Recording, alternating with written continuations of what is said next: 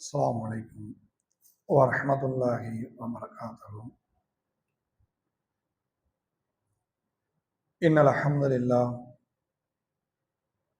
نحمده ونستعينه ونستغفره ونعوذ بالله من شرور أنفسنا ومن سيئات أعمالنا. من يهده الله فلا مضل له ومن يضلل فلا هادي له. أشهد أن لا إله إلا الله وحده لا شريك له وأشهد أن محمدا عبده ورسوله أما بعد. يا أيها الناس اتقوا ربكم الذي خلقكم من نفس واحدة وخلق منها زوجها وبث منهما رجالا كثيرا ونساء واتقوا الله الذي تساءلون به والأرحام إن الله كان عليكم رقيبا.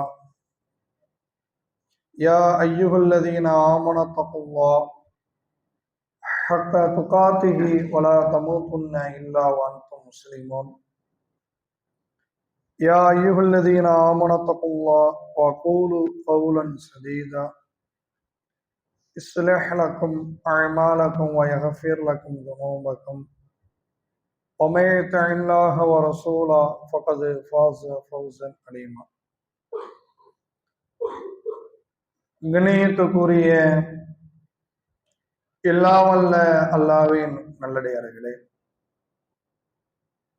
அல்லாஹ் தஆலா இந்த உலகத்தில் வாழக்கூடிய அனைத்து நபர்களையும் அழித்துவிட்டு இவர்களை விசாரிப்பதற்காக இறைவன் மறுமை நாளில் மஹ்ஷர் மைதானத்தில் இறைவன் ஒன்று திரட்டுவான்.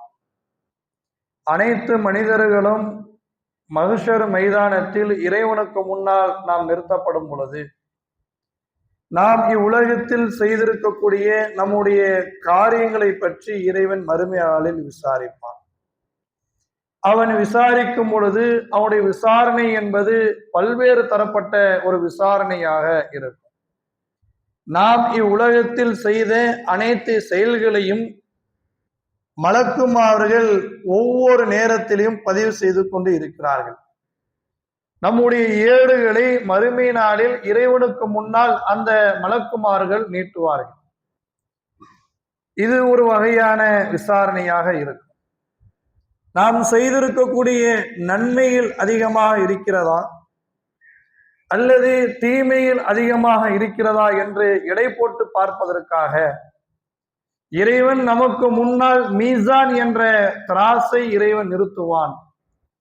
அந்த திராசின் மூலமாக அந்த மனிதன் மறுமை நாளில் விசாரிக்கப்படுவான் என்பதையும் இறைவன் இன்னொரு இடத்தில் நமக்கு சொல்லுகிறான். இன்னொரு விசாரணையும் அல்லாஹ்வின் தூதர்கள் சொல்லும் பொழுது, இந்த உலகத்தில் வாழும் பொழுது நீங்கள் ஒரு மனிதனுக்கு அநீதி இழைத்திருந்தால், ஒருவனை திட்டியிருந்தாலோ ஒருவனுடைய பொருட்களை அபகரித்திருந்தாலோ, மறுமை நாளில் அந்த மனிதன் யாருக்கெல்லாம் இவ்வுலகத்தில் நாம் அநீதி இழைத்தமோ அந்த மனிதர்கள் மறுமை நாளில் நாம் விசாரிக்கப்படும் பொழுது நமக்கு எதிராக சாட்சிகளை சொல்லி அவர்கள் ஒட்டுமொத்த நபர்களும் ஒன்று திரண்டு நம்முடைய நன்மைகளை எடுத்துக்கொள்ளக்கூடிய ஒரு விசாரணையும் மறுமை நாளில் நடத்தப்படும். இப்படி மறுமை நாளில் பல்வேறு விசாரணையை இறைவன் நம்மளுக்கு ஏற்படுத்துவார். அப்படி பல்வேறு விசாரணையை ஏற்படுத்தும் பொழுது நாம் இந்த உலகத்தில் பல்வேறு நன்மைகளை செய்திருப்போம். உலகத்தில் வாழும் பொழுது அல்லாஹ்வுடைய பாதையில் தர்மத்தை வழங்கியிருப்போம். ஏகத்துவத்தை எடுத்து சொல்வதற்காக நம்முடைய பொருளாதாரத்தை அதிகமாக வழங்கியிருந்தாலும் இந்த தர்மத்தை பற்றி இறைவன் மறுமை நாளில் முதலில் கேட்க மாட்டோம். ரமலான் மாதம் வந்திருந்தால் ரம்லான் மாதத்தில் நாம் நோன்புகளை வைத்திருப்போம். நம்முடைய பெற்றோருக்கு செய்ய வேண்டிய காரியங்களை முழுமையான முறையில் பெற்றோர்களை அரவணைத்து அதன் மூலம் நன்மைகளை சேகரித்திருப்போம். பிள்ளைகளுக்கு செய்யக்கூடிய காரியங்கள், கணவனுக்கு செய்யக்கூடிய கடமைகள், இப்படி பல்வேறு நல்ல அமல்கள் இருக்கிறது. பல்வேறு நல்ல அமல்கள் இருந்திருந்தாலும் அல்லாஹ் தஆலா மறுமை நாளில் இந்த உலகத்தில் நாம் செய்திருக்கக்கூடிய ஒட்டுமொத்த நல்ல அமல்களில் முதல் அமலாக நம்முடைய தொழுகை பற்றிதான் இறைவன் மறுமை நாளில் மஹ்ஷர் மைதானத்தில் இறைவன் கேள்விகளை கேட்கக்கூடியவனாக இருப்பான். அல்லாஹ்வின் தூதவர்கள் சொல்கிறார்கள். இது திருமதியில் 378வது செய்தியாக இடம்பெறுகிறது. அனைத்து மனிதர்களும் மஹ்ஷர் மைதானத்தில் ஒன்று திரட்டப்பட்ட பிறகு ஒவ்வொரு செயல்களை பற்றி இறைவன் விசாரிக்கும் பொழுது அதில் முதல் விசாரணையாக இன்ன அவ்வள ஹாசபு பிகில் அமலு அப்து யௌமல் கியாமா அல் அமலகி, ஒரு அடியானிடத்தில் மறுமை நாளில் அவன் உலகத்தில் வாழும் பொழுது அதிகமான அமல்களை செய்திருப்பானே, அந்த அமல்களில் அஸ்ஸலாத்துஹு, தொழுகை பற்றி தான் முதலில் இறைவன் மறுமை நாளில் விசாரிக்கக்கூடியவனாக இருப்பான், கேள்விகளை கேட்கக்கூடியவனாக இருப்பான். அவனை விசாரிக்கும் பொழுது அந்த தொழுகையை பற்றி இறைவன் கேள்விகளை கேட்கும் பொழுது தொழுகை பரிபூர்ணமாக இருந்தால், அந்த தொழுகை அவனிடத்தில் சரியான முறையில் அமைந்து இருந்தால் இறைவன் அந்த மனிதனை பார்த்து சொல்லுவான், மலக்குமாரிடத்தில் சொல்லுவான், கது அஃப்லஹ வ அன்ஜஹ, இந்த மனிதன் வெற்றி பெற்று விட்டான், இந்த மனிதன் ஈடேற்றம் அடைந்து விட்டான். அவனுடைய தொழுகை சரியில்லாமல் முழுமையாக தொழாமல் அந்த தொழுகையை அவன் தவறு செய்திருந்தால், விட்டு இருந்தால், அந்த தொழுகையில் சில குறைபாடுகள் இருந்தால்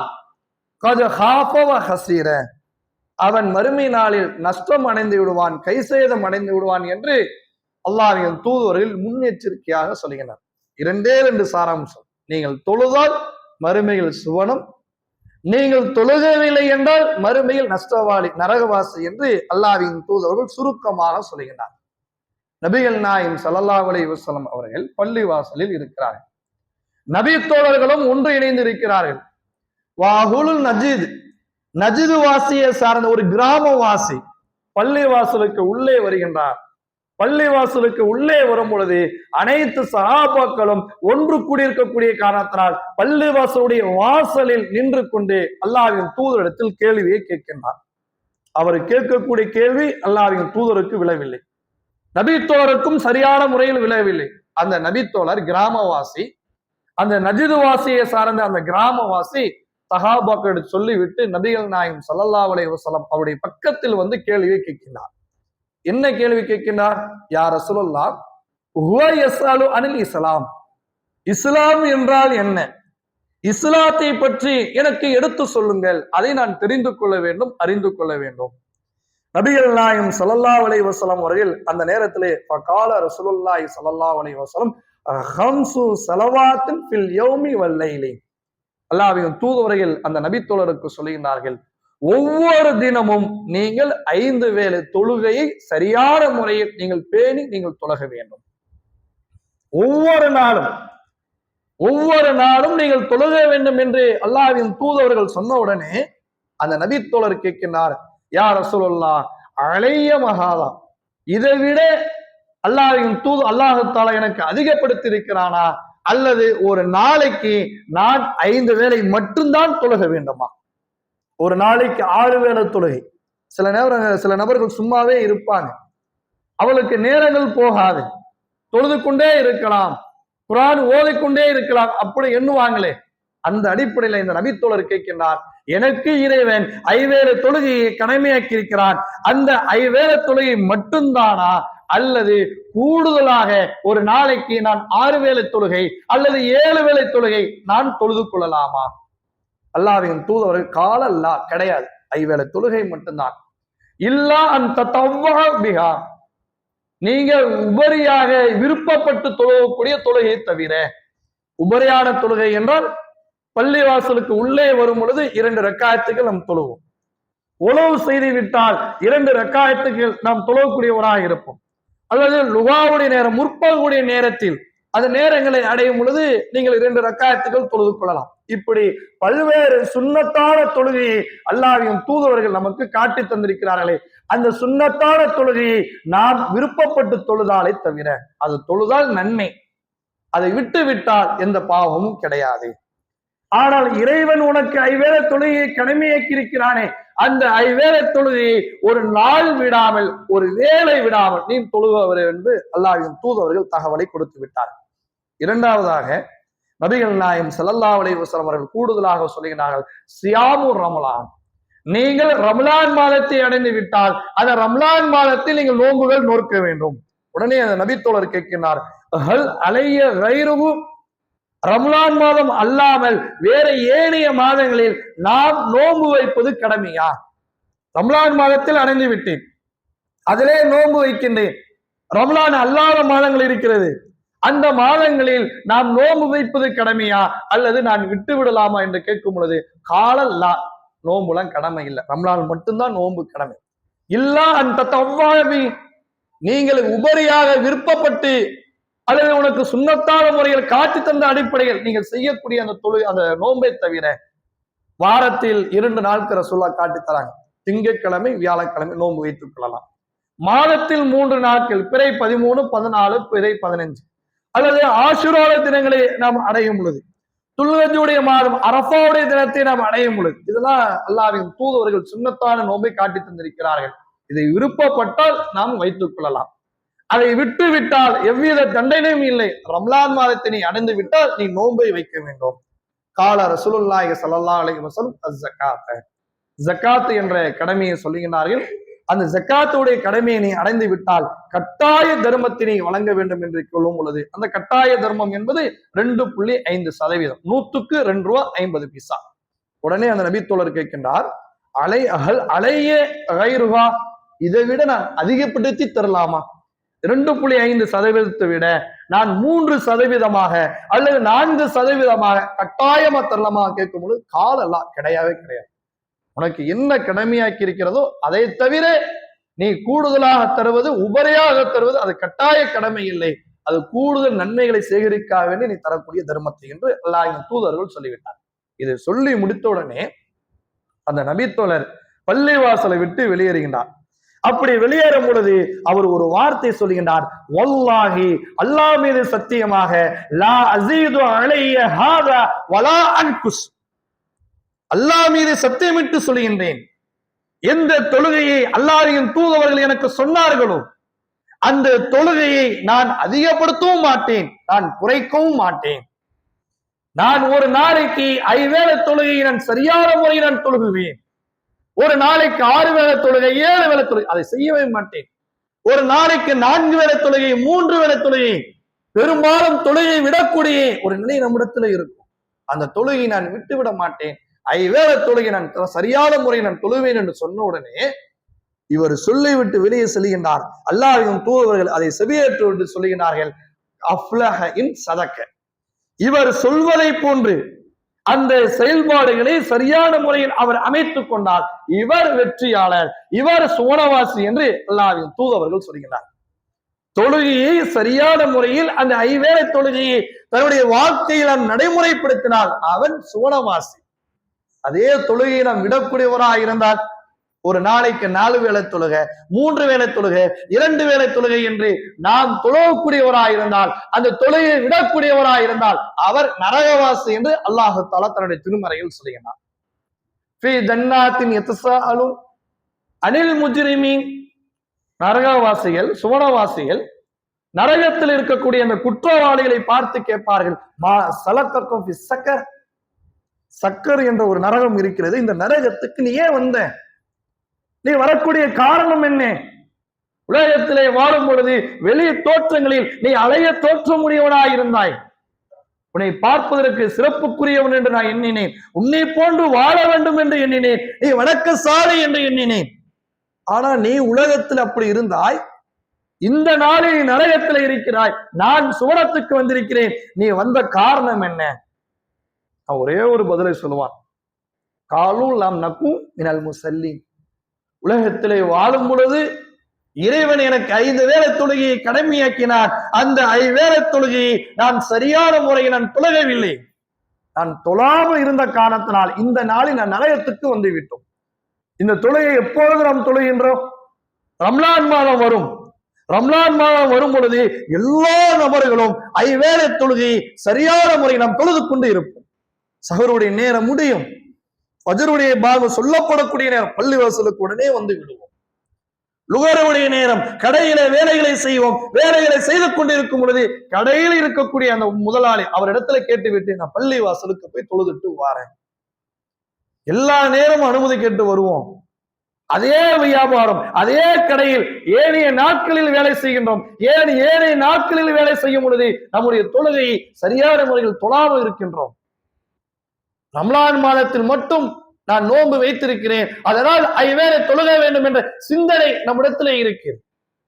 ஏனைய மாதங்களில் அந்த சிந்தனை குறைவா இருக்குதுல, அதனாலதான் இறைவன் முன்னெச்சரிக்கையா சொல்லுகின்றான், நீ தொழுகவில்லை என்றால் மறுமையிலே நரகவாசி, வருடத்திலே ஒரு மாதம் மட்டும் தொழுதால் போதாது, 12 மாதங்களில் நாம் தொழுக வேண்டும். நான் உலகத்தில் இருக்கும் பொழுது தொழுகல, என்னுடைய தொலையை விட்டு விட்டேன், அலட்சியமா எடுத்துக்கொண்டேன், அதனால் இறைவன் என்னை தூக்கி நரகத்திலே போட்டு விட்டான் என்று மறுமையில் அந்த மனிதன் புலம்பும் பொழுது, மறுமையில் அந்த மனிதன் சொல்லும் பொழுது அவன் தப்பிக்க முடியுமா? முடியவே முடியாது. நாம் தொழுதால் மறுமையிலே சுவனவாசி, நாம் தொழுகவில்லை என்றால் அந்த மனிதன் மறுமை நாளில் நரகவாசி என்பது இந்த வசனத்தில் நமக்கு தெரிகின்றது. இந்த தொழுகையை எங்கே தொழுவது சிறந்தது? எல்லாருமே நம்ம தொழுவோம். சில நபர்கள் கடை வீதிகளை தொழுவார்கள், சில நபர்கள் பள்ளிவாசலை தொழுவார்கள், சில நபர்கள் வீட்டிலே தொழுவார்கள். எங்கே தொழுவது சிறந்ததுங்க? வீட்டுல தொழுதாலும் லுகருடைய தொழுகை நான் வீட்டிலே தொழுகிறேன், அல்லது கடை வீதிகளை தொழுகிறேன், தொழுதால் இறைவன் ஏற்றுக்கொள்வான், அதுல மாற்று கருத்துலாம் இல்லை. பள்ளிவாசலை தொழுதாலும் இறைவன் அந்த தொழுகையை ஏற்றுக்கொள்வான். எந்த இடத்தில் தொழுவது சிறந்தது? உலகத்துல வாழ்றோம், உலகத்திலே வாழும் பொழுது எது சிறப்புக்குரியது என்று ஒவ்வொரு நேரமும் நாம் தேடி தேடி செல்கின்றமே. ஒரு ஆள் வியாபாரம் செய்வாரு, அல்லது ஒரு நபர் வேலைக்கு செல்லக்கூடியவராக இருப்பார். எந்த கம்பெனி சிறந்த கம்பெனி? இதுல 50,000 சம்பளம் தராங்க, அதுல 1 லட்சம் தராங்க. 50,000 முக்கியமா 1 லட்சம் முக்கியமா என்று பார்க்கும் பொழுது 1 லட்சம் தான் முக்கியம் என்று சிறப்பு அதுதான் அதிகமா இருக்கு. போறோமா இல்லையா? தன்னுடைய மகனையோ மகளையோ திருமணத்தை முடித்து தரும் பொழுது இந்த வீட்டில இருந்து பெண் கேட்டிருக்கிறார்கள், அல்லது மாப்பிள்ளை கேட்டிருக்கிறார்கள், அதுலயும் கேட்டிருக்கிறார்கள். இந்த 2 வீடுகளில் எது என் குடும்பத்திற்கு சிறந்ததா இருக்கும் தேர்வு செய்கின்றோமா இல்லையா? என்னுடைய நம்முடைய பிள்ளைகளை பள்ளிக்கூடத்திற்கு அனுப்புவோம். பள்ளிக்கூடத்திற்கு அனுப்பும் பொழுது பல்வேறு பள்ளிக்கூடங்கள் இருக்கும், ஒவ்வொரு பள்ளிக்கூடமாக ஆய்வு செய்வோம். எதுக்கு செய்வோம்? என்னுடைய பிள்ளையுடைய கல்வித்தரம் எந்த இடத்துல சென்றால் நன்றாக இருக்கும், அவருடைய கல்விகளை எப்படி மேம்படும், அவருடைய ஒழுக்கங்களை எப்படி இருக்கும் எடுக்கிறோமா இல்லையா? இந்த பள்ளிக்கூடத்தை விட அந்த பள்ளிக்கூடத்தில் சிறப்பு அதிகமாக இருக்கிறது. உலக விஷயத்தில் நம்முடைய லாபத்தை அடைய வேண்டும் என்பதற்காக எது சிறப்புக்குரியதா இருக்கிறதோ அதை நாம் தேர்வு செய்கின்றோம். நம்முடைய மறுமை வாழ்க்கைக்காக அதிக நன்மை தரக்கூடிய அல்லாஹ்வுடைய ஆலயத்தில் வந்து தொழுவதை நாம் விட்டு விடுகின்றோம். நபிகள் நாயகம் ஸல்லல்லாஹு அலைஹி வஸல்லம் அவர்கள் சொல்லுகிறார்கள், புகாரியில வரக்கூடிய ஒரு செய்தி 477வது ஒரு செய்தியா இடம்பெறுகிறது. ஸலாத்துல் ஜும்ஆ, ஒரு மனிதன் தனித்து தொழுவதை விட ஒன்றாக இணைந்து அவன் தொழுகின்றானே அந்த தொழுகை என்பது தனித்தர எங்கே தொழுவது அதையும் ரசூலுல்லாஹ் தெளிவுபடுத்துகின்றார்கள். தஸீது அலா ஸலாத்திஹி ஃபீ பைத்திஹி வ ஸலாத்திஹி ஃபீ சூக்கிஹி. ஒருவர் தன்னுடைய வீட்டிலே தனித்து தொழக்கூடியவராக இருப்பார், அல்லது கடை வீதிகளை அவர் தொழக்கூடியவராக இருப்பார். கடை வீதிகளில் தொழுவதை விட வீடுகளில் தொழுவதை விட அல்லாஹ்வுடைய ஆலயத்தில் தொழுவது என்பது 25 தரஜத்தன், அந்தஸ்துகளில் 25 மடங்கு, இன்னொரு இடத்துல 27 மடங்குன்னு வருது. 25 மடங்கு நன்மையில் இவன் சிறந்தவனாக இருக்கிறான். வீட்டிலே தொழுவும் பொழுது லுகருடைய தொழுகை என்ன நன்மையோ அதே நன்மை பள்ளிவாசல தொழுகும் பொழுதும் இறைவன் கொடுப்பான். ஆனால் பள்ளிவாசலில் ஜமாத்தோடு சேர்ந்து நாம் தொழுகும் பொழுது அதை 25 மடங்கு நன்மைகளை இறைவன் கூட்டி தரும்போது, அதிகப்படுத்தி தரும் பொழுது இந்த நன்மைக்கு தானே நம்ம ஆசைப்படணும். மறுமையில இறைவன் நம்மளை நிறுத்தப்படும் பொழுது ஒரு 2 பாயிண்ட் அல்லது 1 பாயிண்ட் நன்மை குறைஞ்சிருக்குங்க. உலகத்துல வாழும் பொழுது அது ஜமாத்தாக தொழுது இருந்தால் அந்த ஒரு பாயிண்ட் நமக்கு நன்மை கிடைத்திருக்கிறோமே, நாம் தொழாமல் விட்டு விட்டோமே, அலட்சியமா எடுத்துக்கொண்டோமே என்று மறுமையில் புலம்புவதை விட இங்க வாய்ப்புகள் கிடைக்கும் பொழுது அந்த வாய்ப்புகளை நாம் சரியான முறையில் பயன்படுத்திக் கொள்ள வேண்டும். வீட்டுல தொழுகிறோம், அது எந்த தொழுகை தொழுவதற்கு நமக்கு அனுமதி உண்டு, அதையும் நாம் கவனிக்க வேண்டும். பெண்களாக இருக்கக்கூடியவர்கள் வீட்டிலே தொழுவது சிறந்தது. ஆண்களாக இருக்கக்கூடியவர்கள் சுன்னத்தான தொழுகையை வீட்டுல தொழுவதான் சிறந்தது. அப்படியே நபி மொழியை மாற்றமா புரிந்துக்கிறோம். சுன்னத்தை பள்ளிவாசல தொழுவோம், ஃபரலை வீட்டுல போய் தொழுவோம். ஆனா ரசூலுல்லாஹி ஸல்லல்லாஹு அலைஹி வஸல்லம் அவர்கள் சொல்லுகிறார்கள், ஃபீ புயூத்திக்கும் இன்ன அஃலல் ஸலாத்தி வ ஸலாத்துல் மர்இ ஃபீ பைத்திஹி. ஒரு மனிதன் தொழுவக்கூடிய தொழுகையில் சுன்னத்தான தொழுகையை தன்னுடைய வீட்டிலேயே தொழுவதான் சிறந்தது. இல்லா மக்தூபத்தின், கடமையான தொழுகையை தவிர. அப்ப கடமையான தொழுகை எங்க தொழுகணும்? வீட்டுல தொழுகக்கூடாது, பள்ளிவாசல வந்துதான் தொழுக வேண்டும். அவர் வீட்டிலே சுன்னத்தான தொழுகை தான் அவன் தொழுக வேண்டும் என்பதை அல்லாஹ்வின் தூதர்கள் நமக்கு சுட்டி காமித்தாலும், ஆனால் அல்லாஹ்வுடைய ஆலயத்துக்கு வருவதற்கு முயற்சி செய்கின்றோமா? அல்லாஹ்வுடைய ஆலயத்தோடு இணைந்து நின்று நம்முடைய தொழுகையை வணக்க வழிபாடுகளை அமைத்துக் கொள்வதற்காக அதை ஆர்வத்தை எடுக்கின்றோமா? இல்ல. வீட்டுல தொழுகிறோம்ங்க. வீட்டுல தொழுதால் 1 மடங்கு நன்மை கிடைக்கும். அல்லாஹ்வுடைய ஆலயத்துல தொழும் பொழுது 25 மடங்கு நன்மை கிடைக்கும். அதோடு இறைவன் கொடுப்பதில்லை. இறைவனுடைய ஆலயத்திற்காக நீங்கள் வரக்கூடியவராயிருந்தால் நாம் எண்ணி பார்க்க முடியாத அளவிற்கு அந்த நன்மைகளை நாம் இழக்கக்கூடியவராக இருக்கிறோம், நன்மைகளை விடக்கூடியவராக இருக்கிறோம். தபுரானில் வரக்கூடிய ஒரு செய்தி 6016வது செய்தியாக இடம்பெறுகிறது. நபிகள் நாயகம் ஸல்லல்லாஹு அலைஹி வஸல்லம் அவர்கள் சொல்லுகின்றார்கள், மன் தவல்ல ஃபீ பைத்திஹி, யார் ஒரு மனிதன் அழகிய முறையில் தன்னுடைய வீட்டிலே உழவு செய்து விட்டு இறைவனை வணங்குவதற்காக, எதற்காக வருகின்றார்? பள்ளிவாசல வந்து கதை பேசுறதுக்கு கிடையாது, தூங்குவதற்காக வேண்டி கிடையாது. சும்மா அத்தல் மஸ்ஜித லிஸ்ஸலாத்தி வலிஸ்ஸிக்ரி, அல்லாஹ்வுடைய ஆலயத்திற்கு தொழுக வேண்டும் என்பதற்காக, இறைவனை நினைவு கூற வேண்டும் என்பதற்காக யார் ஒருவர் அல்லாஹ்வுடைய ஆலயத்தை நோக்கி வரக்கூடியவராக இருக்கிறாரோ அந்த மனிதனை பார்த்து அல்லாஹ் தஆலா தபஷ்ஷல்லாஹு, மகிழ்ச்சி அடையக்கூடியவனாக இருக்கிறான். இறைவன் நம்மளை பார்த்து மகிழ்ச்சி அடைகிறானா? அந்த இறைவன் நம்முடைய பாவங்களை மன்னிப்பானா இல்லையா? ஒரு காஃபிரை பார்த்து இறைவன் மகிழ்ச்சி அடைவானா? அடைய மாட்டான். இறை மறுப்பாளர்கள், இறைவனுக்கு இணை வைக்கக்கூடியவர் மகிழ்ச்சி அடைவானா? இறைவன் மகிழ்ச்சி அடைய மாட்டான். இறைவன் விரும்பக்கூடிய ஒரு செயலை நாம் செய்யும் பொழுது இறைவன் நம்மளை பார்த்து அவன் மகிழ்ச்சி அடைகின்றான், சந்தோஷம் அடைகிறான் என்றால் நம்முடைய பாவங்களை மன்னிக்கிறான் அர்த்தம். ஒரு குடும்பத்தார்கள் தன்னுடைய பிள்ளைகளை பார்த்து எப்படி மகிழ்ச்சி அடைவார்களோ அதே போன்று இறைவன் நம்மளை பார்த்து மகிழ்ச்சி அடைகிறான். இன்னொரு இடத்திலே அல்லாஹ்வின் தூதர்கள் சொல்கிறார்கள்,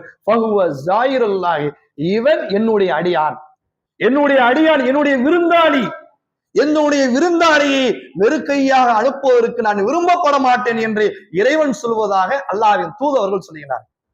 ஒரு ஆளு வீட்டுக்கு விருந்தாளியா வராங்க, விருந்தாளியா வரும் பொழுது அந்த விருந்தாளியை நம்ம சும்மா அனுப்பிவிடுவோமா? அவருக்கு ஒரு டம்ளர் தண்ணியாவது கொடுப்போங்க. வரக்கூடிய விருந்தாளிக்கு ஏதாவது ஒரு டீ கொடுப்போம் அல்லது காஃபி கொடுப்போம். எதுவுமே இல்லை என்றாலும் ஒரே ஒரு டம்ளர், ஒரு சொம்பு தண்ணீரை கொடுத்து குடிக்கிறதுக்கு கொடுப்போம். எதுவுமே இல்லாமல் அனுப்ப மாட்டோம். என்னுடைய அடியான் என்னுடைய ஆலயத்துக்கு வந்திருக்கிறான், என்னுடைய அடியானைக்கு நான் கண்ணியப்படுத்தாமல் அவனை அப்படியே நான் விட்டு விடுவேனா? என்னுடைய அடியானை கண்ணியப்படுத்தாமல் அனுப்ப மாட்டேன். என்ன கண்ணியம்? அதையும் அல்லாஹ்வின் தூதர்கள் நமக்கு தனித்தனியாக பல்வேறு செய்திகளில் விளக்கின்றார்கள். ஒரு அடியான் அவன் பள்ளிவாசலை நோக்கி அவன் எடுத்து வைக்கக்கூடிய ஒவ்வொரு எட்டும் இருக்கிறது, ஒவ்வொரு அடி இருக்கிறது. அந்த ஒரு ஸ்டெப், அந்த ஸ்டெப்பு அவன் எடுத்து வைத்தால் ஒரு ஸ்டெப்புக்கு 10 நன்மைகளை அல்லாஹ் பதிவு செய்கின்றான். வீட்டிலே ஒரு செஞ்சு தொழுவுறேன், அந்த 10 நன்மை நமக்கு கிடைக்குமா? கிடைக்காது.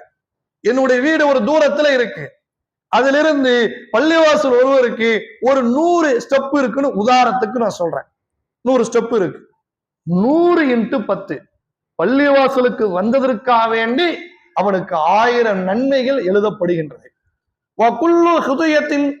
அந்த மனிதன் எடுத்து வைக்கக்கூடிய ஒவ்வொரு ஸ்டெப்புக்கும் தரஜத்தன், ஒரு அந்தஸ்தை இறைவன் உயர்த்தக்கூடியவனாக இருக்கிறான், ஒரு தகுதியை உயர்த்துகிறான், ஒரு பாவங்களை மன்னிக்கின்றான். அப்படியே கணக்கு பண்ணி பாருங்க.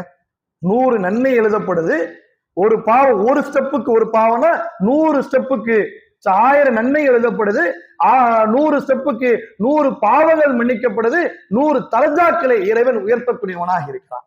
இது யாருக்கு இறைவன் தருகிறான்? வீட்டிலே தொழுகக்கூடிய அல்லது கடையிலே தொழுகக்கூடிய அந்த நபருக்கு இறைவன் தருகின்றானா?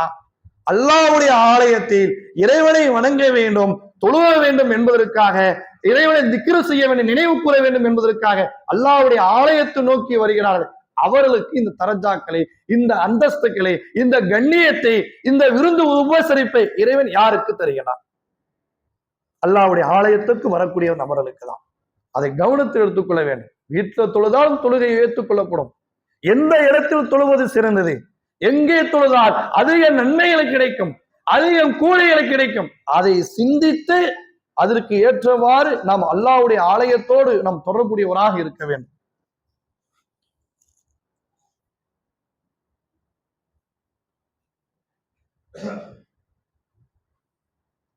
அதே நேரத்துல நபிகள் நாயகம் ஸல்லல்லாஹு அலைஹி வஸல்லம் அவர்களும் ஒரு கடுமையாக கண்டிக்கக்கூடிய ஒரு செய்தியும் இருக்கிறது. மன் சமிய நிதான், பள்ளிவாசலில் பாங்கு சொல்லப்பட்டு செவியேற்று ஃபலம் யக்திஹி, யார் பள்ளிவாசலில் வந்து தொழாமல் அலட்சியமாக தன்னுடைய வீடுகளிலோ கடை வீதிகளிலோ தொழக்கூடியவராக இருக்கிறார்களோ, ஃபலா ஸலாத்தல் லஹு, அவருடைய தொழுகையை இறைவன் ஏற்றுக்கொள்ள மாட்டான். இல்லா மன் உதிர, தகுந்த காரணங்கள் இருந்தாலே தவிர. சில நபர்கள் வீட்டுல தொழுவாங்க, அதுக்கு ஒரு காரணங்கள் சொல்லுவாங்க. அந்த காரணங்கள் அவருக்கும் அல்லாஹ்வுக்கும் மத்தியில் நாம் விளக்கம் தர முடியாது.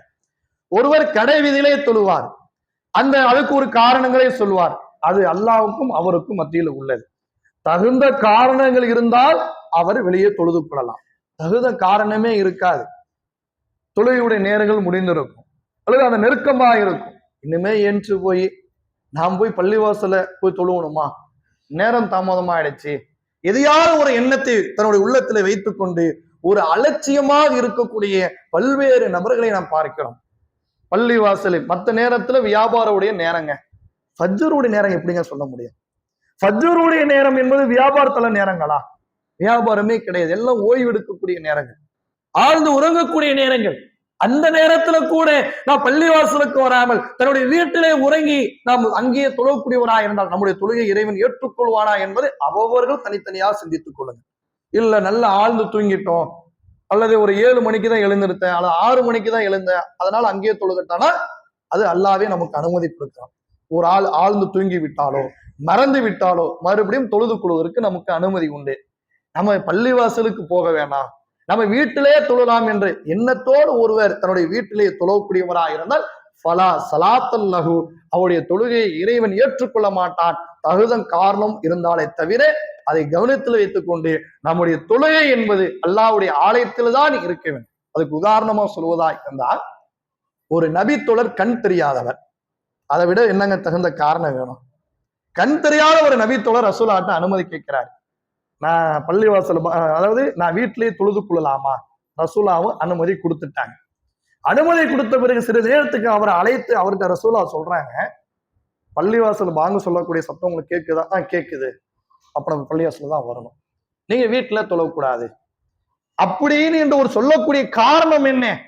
பாங்கு சொல்லப்பட்டாலும் பள்ளிவாசலுக்கு வருவதற்கு வாய்ப்புகள் இருந்தாலும் நீங்கள் அல்லாஹ்வுடைய ஆலயத்தோடு தொடர்புடையவராக இருக்க வேண்டும். இறைவனுடைய ஆலயத்தில் வந்து நீங்கள் தொழ வேண்டும் என்னை தவிர நீங்கள் உங்களுடைய வீட்டிலோ கடைவீதிகளிலோ தொழக்கூடாது என்ற ஒரு செய்தி அல்லாஹ்வின் தூதர்கள் அழுத்தமாக சொல்லுகிறார்கள். அதை கவனத்தில் வைத்துக் கொண்டு நமக்கு தகுந்த காரணங்கள் இருந்தால் வெளியே தொழுவதற்கு நமக்கு அனுமதி உண்டு. தகுந்த காரணம் இல்லாமல் நான் வீட்டிலோ கடைவீதிகளோ நாம் தொழக்கூடியவராக இருக்கிறேன் என்று சொன்னால் நம்முடைய தொழுகையை இறைவன் ஏற்றுக்கொள்ள மாட்டான், நாம் தொழாவதாக இறைவன் கணக்கிடுவான் என்பதை கவனித்து வைத்துக் கொண்டு இந்த ஜமாத் தொழுகையை வீட்டிலே தொழுவதை விட கடைவீதிகளை தொழுவதை விட அல்லாஹ்வுடைய ஆலயத்தில் ஜமாத்தோடு தொழக்கூடிய நன்மக்களாக அல்லாஹ் தஆலா அருள் புரிவானாக. அல்ஹம்துலில்லாஹி ரப்பில் ஆலமீன். அஸ்ஸலாமு அலைக்கும் வரஹ்மத்துல்லாஹி வபரகாத்துஹு.